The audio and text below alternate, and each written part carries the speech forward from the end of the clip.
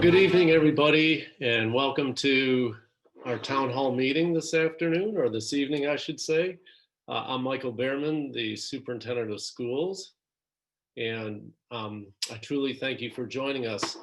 Excuse me, I'm going to go ahead and share my screen right away.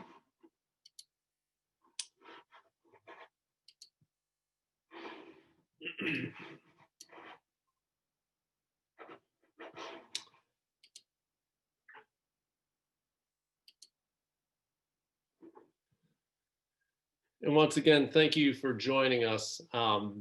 We appreciate you being here.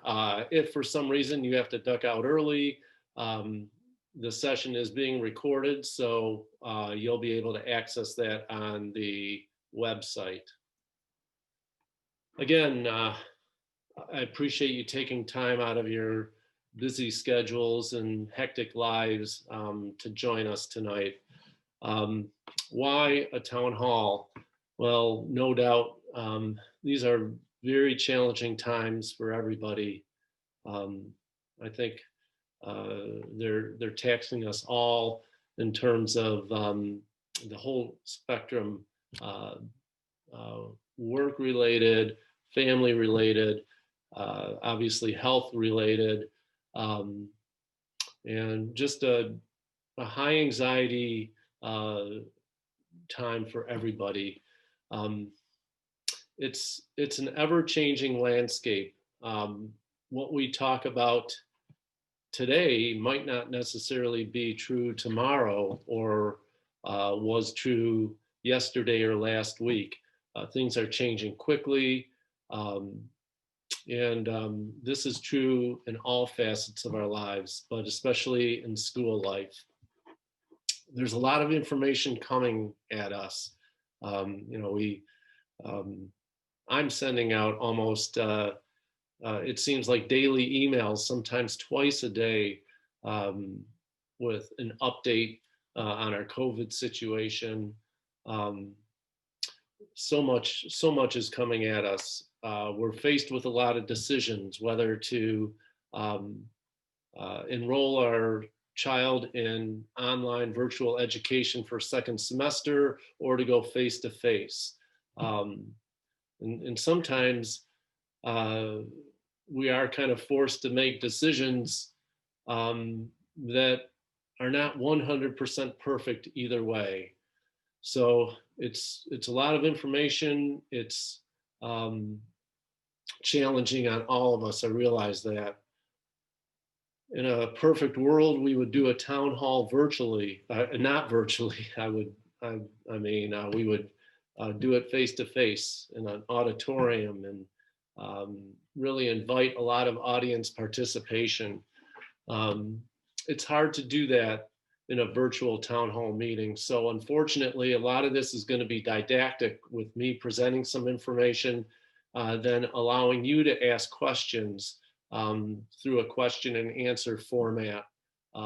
Everybody's going to stay muted throughout the town hall tonight, and that's for security measures. We don't want somebody bombing our meeting or anything like that. And before I go any further, I would be remiss if I didn't thank our students, staff, and parents. You've showed resilience this year. And you showed the ability to overcome and still engage in learning throughout all the challenges. And that makes me very proud of our school community. In particular, I'd like to thank our staff. They truly are frontline workers. Probably none of them went into education knowing that they would be confronted with the challenges that they are today, whether it's teaching in a different manner, whether it's knowing that you're coming to school every day with some risk of becoming infected with COVID, or other types of things. It's certainly a challenging time to be an educator, and no matter what role a person has in a school, whether it's support staff, educator, teacher, principal, bus driver. It's a challenging time. So the format of our town hall tonight, it's actually going to be co-facilitated by our technology director and moderator, Mr. Chris Ceruto. And I think you might see Chris's mugshot up there. So I have a brief presentation, and then we're going to get into some questions and answers through the Q&A tool in the Zoom webinar. So again, the town hall is being recorded and will be posted on the website. So just to review a few things, the Board of Education approved in August our COVID-19 Preparedness and Response Plan.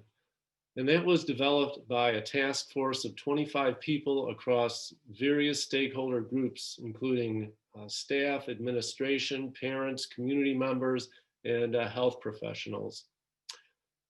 So the Preparedness and Response Plan serves the purpose of a roadmap for COVID-19 protocols. What we're going to do, what we're going to, how we're going to put certain safety measures in place, how we're going to report when we do have a positive case of COVID in the school community. That document is available for public access on our website. We also have hard copies at central office that you can come and get. If you want to social distance yourself and wear a mask, you're welcome to come in.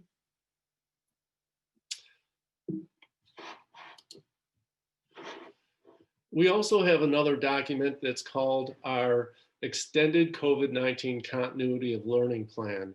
And this was required when the Return to Learn law passed in September, early September, actually the end of August. So the Extended COVID-19 Continuity of Learning Plan really details and articulates the manner in which Harbor Springs Public Schools will deliver instruction. It focuses more on the instructional side of things. Our mode of instruction is face-to-face, pre-K through 12, with an online virtual option.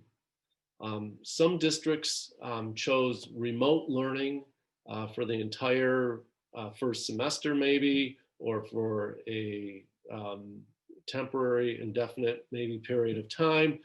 Some districts utilize a hybrid model where students are in school part-time and remote learning part-time. We chose to implement a face-to-face instructional model with a totally online virtual option for those students and parents electing that option. So this plan, as part of the Return to Learn law, is approved on a monthly basis. It's actually called reaffirmed on a monthly basis at board meetings, regular board meetings, the second Monday of every month. So I'd like to share some district data with you in regard to COVID. And this is a district summary. It's not broken down by building, but it lists, it lists by date the number of COVID cases that we've had for that particular date. So we can see that our first COVID case was identified September 16th. And that orange line represents how many cases on a particular day were identified and reported to us. And the green line represents the cumulative number of cases. So for example, the last date that we had a case reported to us was today. So that was added, and therefore one case added, we went from 18 yesterday to 19 today. So those are all the dates at the bottom that cases are reported, and the green bar represents the cumulative number. This graph represents the positive case by types or individuals. So out of those 19 cases, 5 were staff members that had positive cases, and 14 were students that had positive cases. And this graph represents positive cases by building site or school. So you can see one was a non-school, such as a central office person. That might be somebody that works out of my office here, or the bus garage, or the maintenance building. The next category, childcare, that is housed at Blackbird, but we kind of separated that because it's a different operation, if you will, of the building. They occupy their own wing. So that would represent Blackbird childcare. Now, some people might ask, how can you have a half a case? Because you can see Blackbird has 5/10 of a case, and Shea has 2.5. Actually, that's one individual. It's a staff member that services both buildings and spends about equal time in both buildings. That person actually was employed by the intermediate school district and serves in an ancillary role in our schools. So then you see Harbor Springs Middle School with 3 cases, and Harbor Springs High School has 10 cases, and that gives us our 19. Some other data to look at. If we looked at the total number of staff or people quarantined, quarantine would mean either a close contact or they were identified as positive. So every time we have a positive case, or there's a positive case out there in the community that affects our students, we might have students or staff going in on quarantine. In other words, they have to stay home for 14 days. They can't come to school. So this year to date, we've had 23 staff people quarantined. In other words, they were close contacts of somebody, not necessarily in the school setting. It could be outside of the school setting. Most often it is, but somebody was identified them as being a close contact 6 feet or less, 15 minutes or more. So total students quarantined for the year to date, 211. So altogether, if you added those two figures up, we'd have about 234 students and staff total quarantined for some period of the school year so far. That does not include the school closure that we had a couple of weeks ago, grades 7 through 12. Those students aren't included in that, nor the current high school school closure. So if we looked at the total number of current quarantine staff, that would be 5, and the total number of current quarantine students is 29. That's of today. That's how many students are presently on quarantine or staff. Now, some of those 29 students are high school students that are home anyways because of the Pause to Save Lives order that, closed high schools through December 8th. So additionally, we don't have what would be labeled as current outbreaks, and that's defined as 2 or more COVID-19 cases who may have shared exposure on school grounds and are from different households.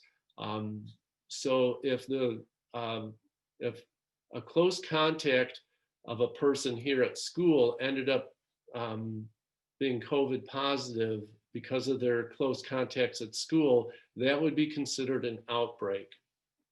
So we don't have any current outbreaks at this present moment. So another thing that I just want to mention before we conclude the brief presentation is that registration for second semester online learning or switching to face-to-face, switching to face-to-face from online learning ends December 1st. We extended it actually until November 29th, and then we decided to give it one more day following the town hall tonight and make it end of day tomorrow, December 1st. So if you're presently an online parent of a student that wants to stay online and you haven't completed the enrollment form, you still need to do that. You need to verify that you'll continue online for second semester. Or if you're face-to-face and want to switch to online, again, you'll need to do that by tomorrow. Or if you're face-to-face, if you're online and you want to switch to face-to-face, you need to do that tomorrow as well, or go from face-to-face online. I know I probably confused you so badly. I think I confused myself on that. The only people that don't need to fill out that enrollment form is if you're face-to-face presently and you want to stay face-to-face. We're just going to go ahead and make that assumption. You do not need to fill the form out. So we're going to go ahead and move into the questions and answers section. And we're using a feature tonight called Zoom Webinar. And you'll notice at the bottom, there's not a chat, but there's a Q&A. And what you'll do is you'll write your questions in the question part. Chris is going to come into my room. So we're going to take a brief break here for a few seconds. Chris is going to come into my office and he's going to read those questions to me so that everyone in the audience can hear them, because they won't be able to see them. So I'll stop my screen share.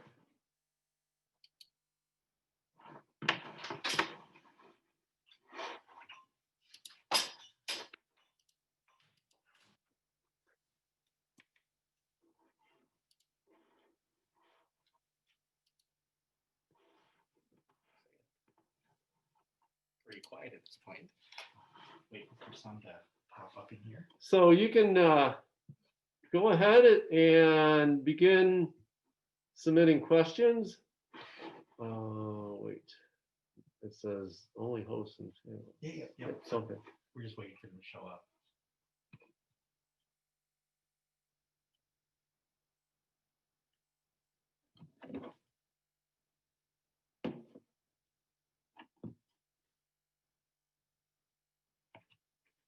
There you go. No one raising their hand. Paul is. But I'm gonna tell him that he needs to. Please have Paul type in his question into the box. Oh, here we go.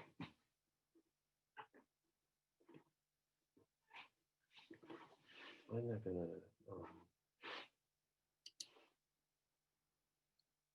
Oh, there you go. Yeah. So is there any evidence of transmission happening at school? We haven't seen that evidence yet. What we're seeing are cases being brought into the school, but we're not seeing that transmission happen yet. I will say that about 4 weeks ago, we were on the school outbreak list, and that was actually incorrectly reported. What happened is we had a student test positive at school, and there was a close contact of that student that there actually was a student at school that also tested positive that was a close contact outside of school for that positive student. So the transmission occurred outside of school, not in school. They were not labeled as close contacts at school. They didn't have classes together. They weren't near each other at school, but they spent some time outside of school. So to date, there hasn't been transmission at school that we know of. At what point does the school close down? That's a really good question. You'll recall several weeks ago, not that long ago, I think November 4th through the 11th, something like that, we closed grades 7 through 12. And that's because we had so many kids quarantined. We had about 150 kids in those grade levels quarantined. And we also had a few staff members quarantined. And we just wanted to prevent any transmission at school. So we just stopped it and said, you know what, we're putting a pause on grades 7 through 12. We will closely monitor it. If we're seeing transmission happen at school, we're going to close it down, at least for a temporary period of time. If we're getting outbreaks here at school, we do need to take some action. If we're getting teachers quarantined because of close contacts and we can't staff those classrooms because there's no substitute teachers available, we're going to have to close some grade levels down, or the district down, or a school down. Those are the types of things that would close school. We're doing our best to keep it open, but we're not going to keep it open if we can't staff it or if it becomes unsafe.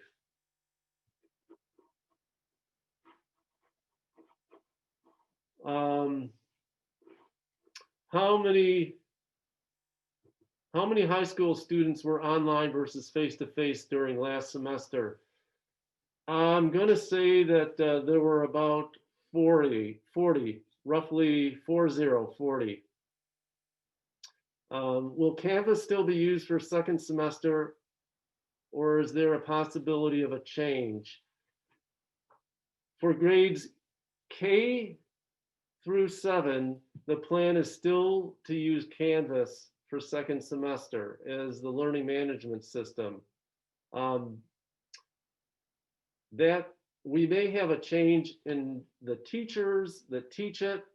We're looking at staffing right now. That's why we needed to have you folks complete the enrollment forms as soon as possible so we could make some informed decisions that impact staffing for second semester, even though second semester doesn't begin until January 25th. With more data and anecdotal evidence on in school learning and school age risk of COVID since August, how has the COVID plan evolved? What data is our plan based upon? Well, we rely upon the health department, the Michigan Department of Health and Human Services, certainly CDC. No one in the school setting, least of all me, is an epidemiologist or a scientist. And we rely upon those folks for guidance. Should our plans change? Should we go to a hybrid model? What does transmission in our schools look like in our region? Are we the only ones that aren't seeing transmission? So, we are relying on some other people to do the work that, they subscribe to for their life's work. We're not, I'll be very honest, I'm not analyzing medical journals or looking, combing the internet for the very latest. I do read what comes to us from CDC, articles that get forwarded from other health professionals, but we do rely upon our Health Department of Northwest Michigan, the Michigan Department of Health and Human Services, and CDC to guide us on doing what's best for our kids. And I think so far it's working. We're not seeing transmission here at school, at least that we know of, tying 2 or more cases together in the school setting. Is the plan to go back face-to-face if the Michigan Health Department governor leaves it up to the district on December 8th, 2020. If you were to ask me today, I would say yes, that is the plan, but could that change tomorrow or on December 7th? I could say yes, that could change. We just don't know what's happening. It's from day to day. You know, um, am I concerned about, um, our the Thanksgiving holiday and what that could bring in another few days, week, 2 weeks? That is concerning. So we're going to have to wait and see on that.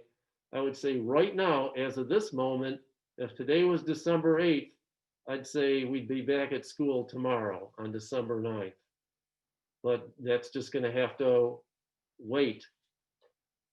How many high school students are virtual for next semester? That I don't know. I haven't looked at the survey that's come back in a couple of days. I can tell you that last week, when I did look at it, it was pretty much a wash. There were some kids that were at the high school level that wanted to go from online to face, and then there were some that wanted to go face to online. So it looked like a pretty even wash. So I'm gonna predict and say about the same. I don't think there'll be a substantial change in either direction. Annual flu is a higher risk to school-age children. Will annual flu outbreaks, non-COVID, following the existing outbreak and quarantine guidelines? Again, I would defer to the health department on that. It's a really good question though, because people have been feeling sick and they've gone and I've known people that have gotten tested a couple of times and they come back with negative tests. And while are those false negatives? The answer could very well be they've got the flu. And that's a great question. Every year we battle with the flu. There's been years, I think last year actually, one of our neighboring elementary schools in a different district closed for a couple of days because of the flu. They had so many kids out and so much transmission going on. So if we're getting a lot of kids absent and sick and they're not showing up positive for COVID, then something else is going on. So that could be. We would confer with the health department and follow their guidance. Are there minimum requirements for high school teachers to have Zoom sessions for interactions with students more than just taking attendance? No. Some teachers are using that as a check-in, and everything's posted in Canvas or directed, or there might be some videos to watch.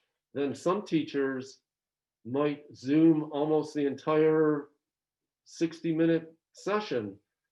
So it looks different.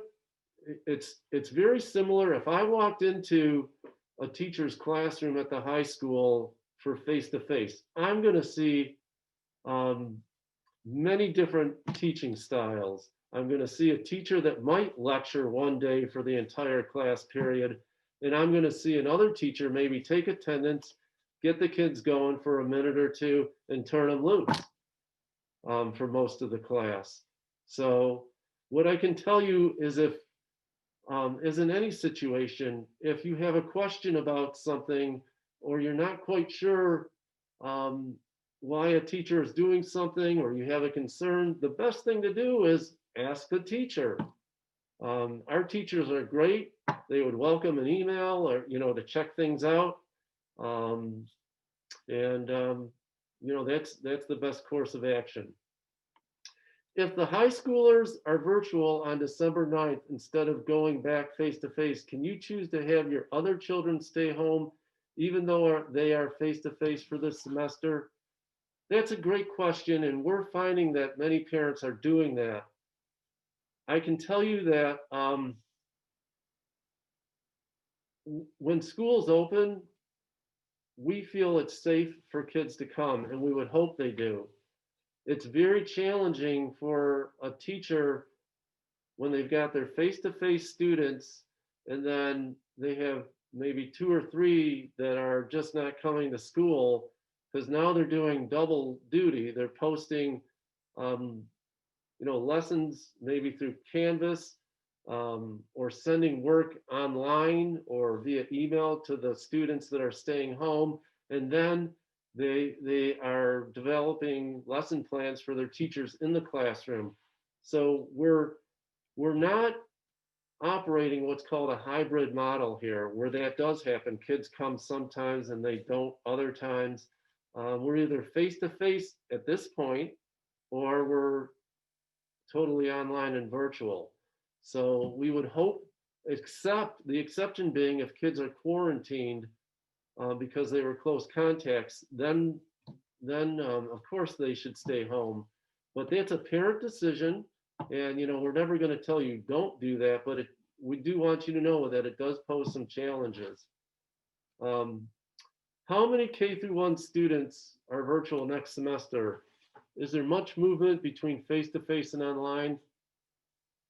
That's a great question, and it looks like when I looked at it last week that there wasn't a lot of movement. There were some, a couple shifting to online, then a couple shifting to face to face. So I would venture to say it's going to be pretty close to what it is now, within maybe a couple of students in each classroom.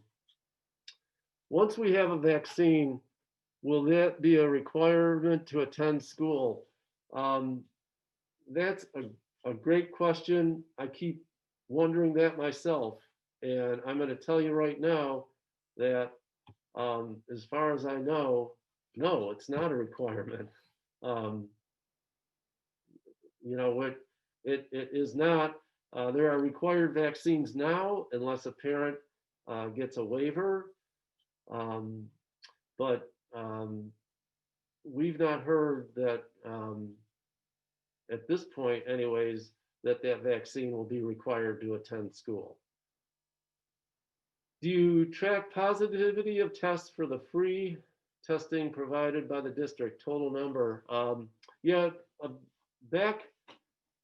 Um, oh gosh, I think it was back actually on September 16th, the day that we had our first case. The district partnered. We didn't sponsor, or we didn't necessarily advocate, but we hosted a free testing um, provided at the district at the high school, and there were no positive results from our students. I think what this person is asking, we do though, the health department does offer free rapid testing um, here for our students or staff if they're symptomatic. We have a school nurse, Mrs. Dodge, Jenny Dodge, and she does offer that service. And that's a great question. I don't know the answer to that. I will say that we've had a number of positive tests, as well as a number of negative tests, but I can certainly get that data, and that's something that we can post on the website on our data dashboard. It's a great question, and I'm happy to get that data. I'm just not prepared with it tonight.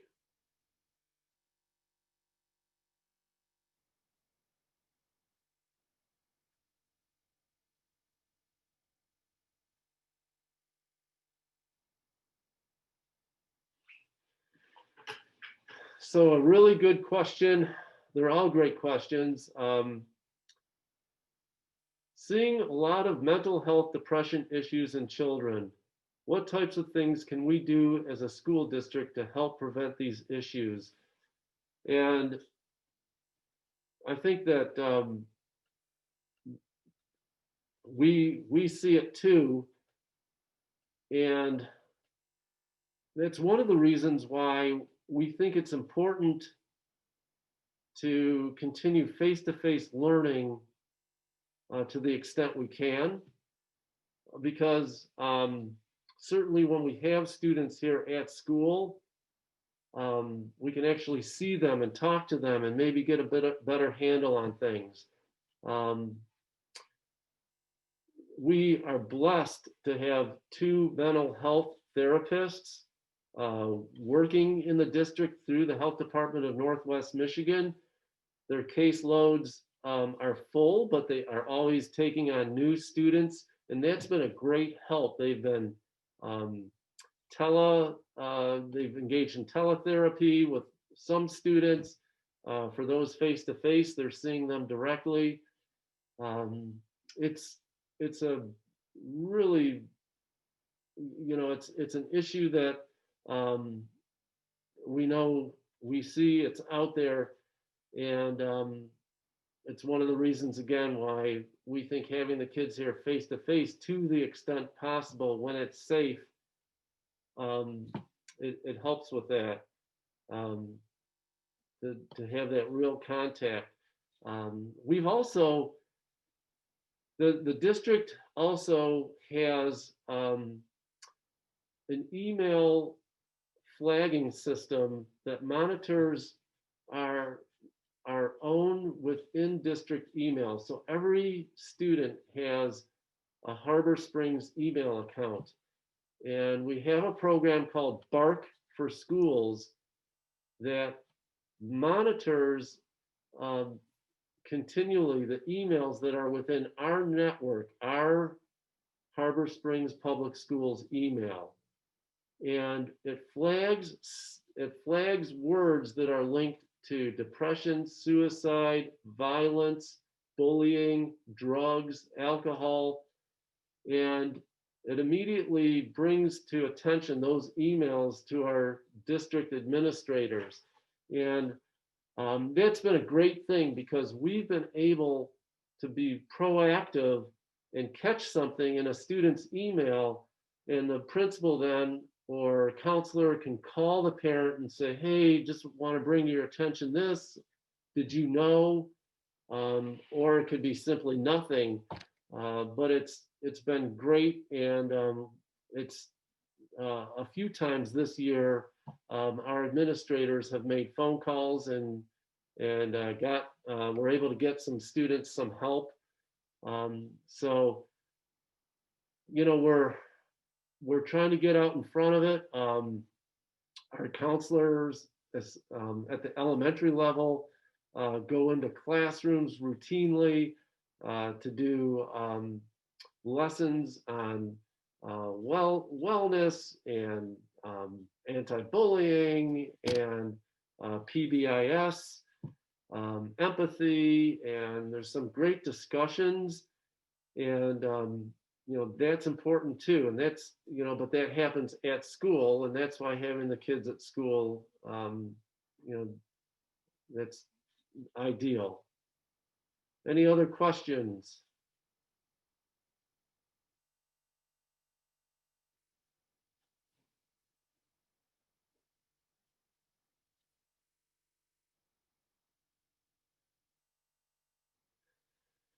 Okay, some are popping up.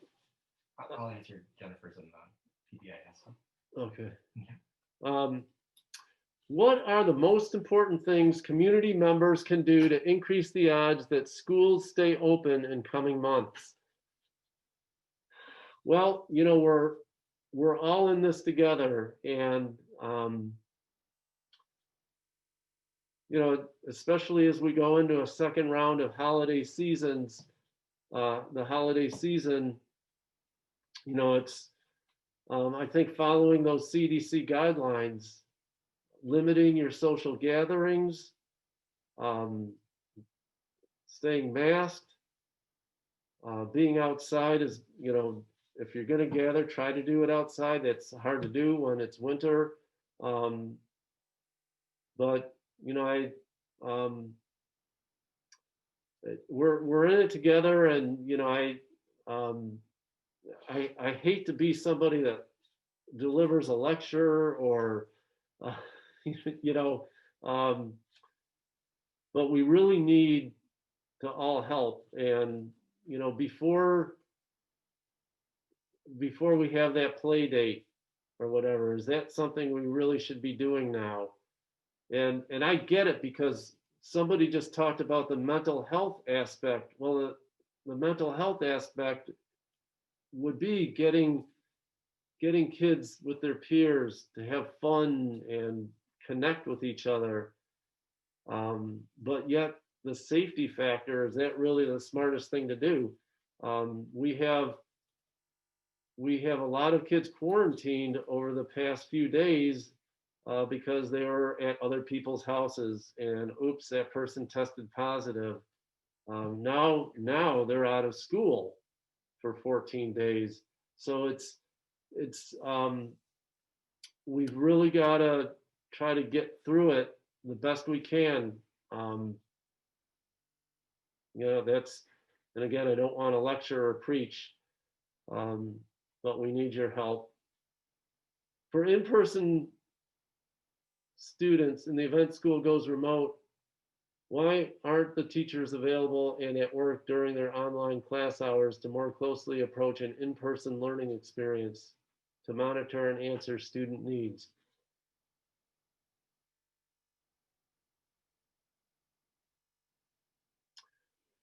Again, that's a really good question, and um, I think um, I think when we say why aren't the teachers, are we painting a broad brush on every teacher, or and it would help to know the context a little bit more, but certainly that's a concern, and I would approach the teacher about that. Why can't we get a hold of you during the class period?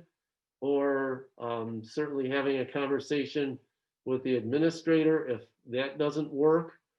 But there's a lot going on. It's not easy teaching remotely, virtually, no matter how well you're prepared, is not an easy thing to do.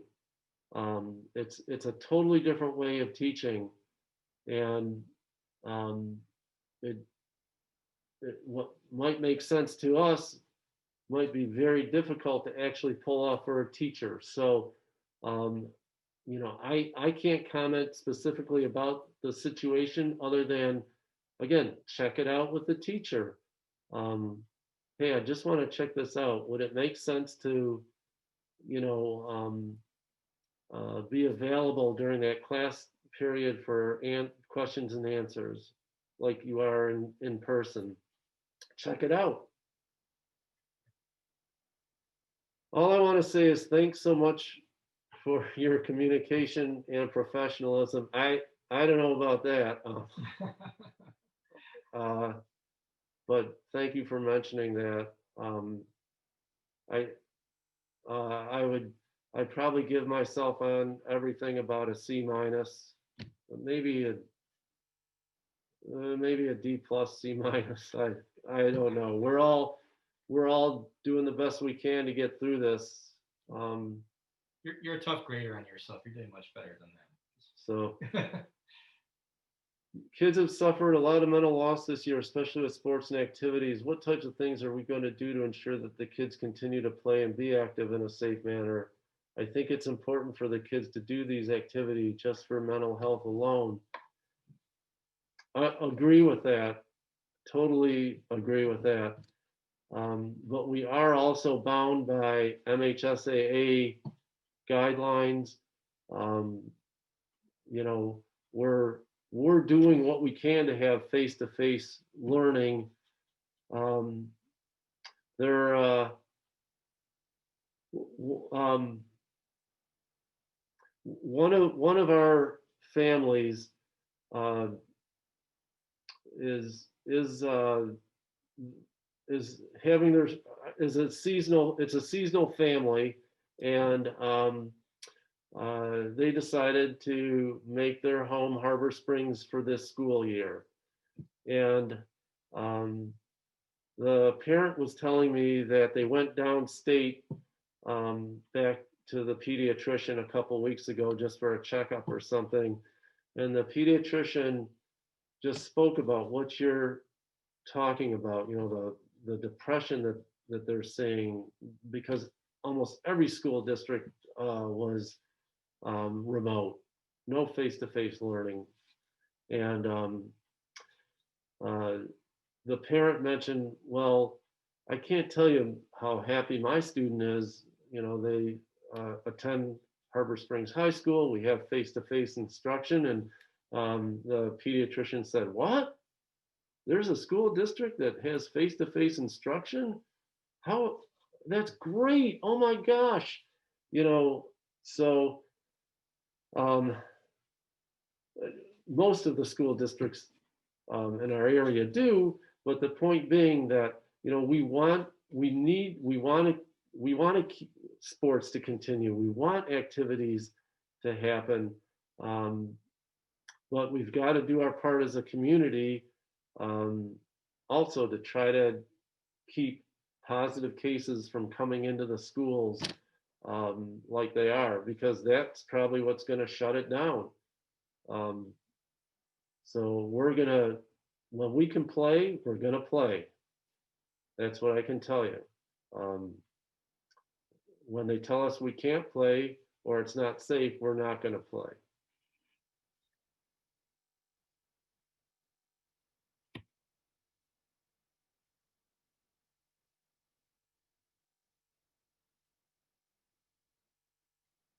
Okay, any more questions? It's only 7:16. My wife made some slop soup that I can go home and have.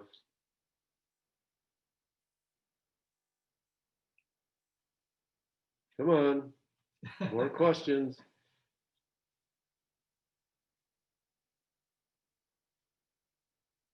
Very good. You're welcome.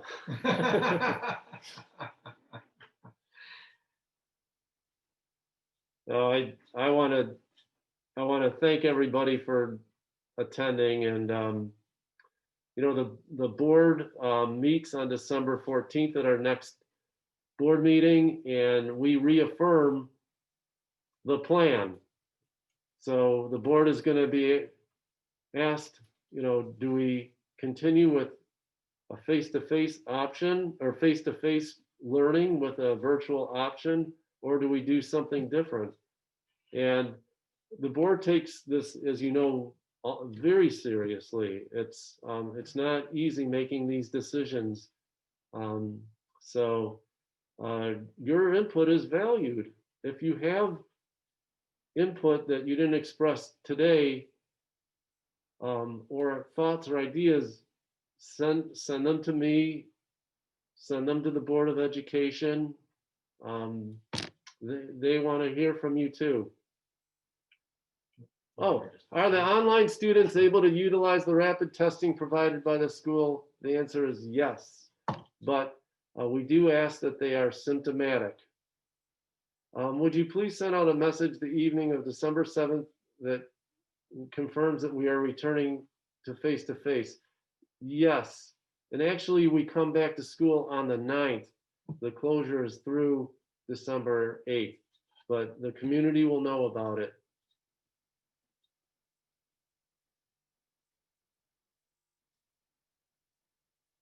You're welcome.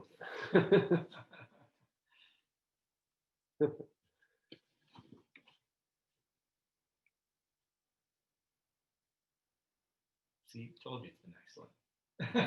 Well, I don't know that the communication has been excellent. It seems I'm writing a lot of letters. I try to change them up a little bit to make them a little different each time, but it's hard to do.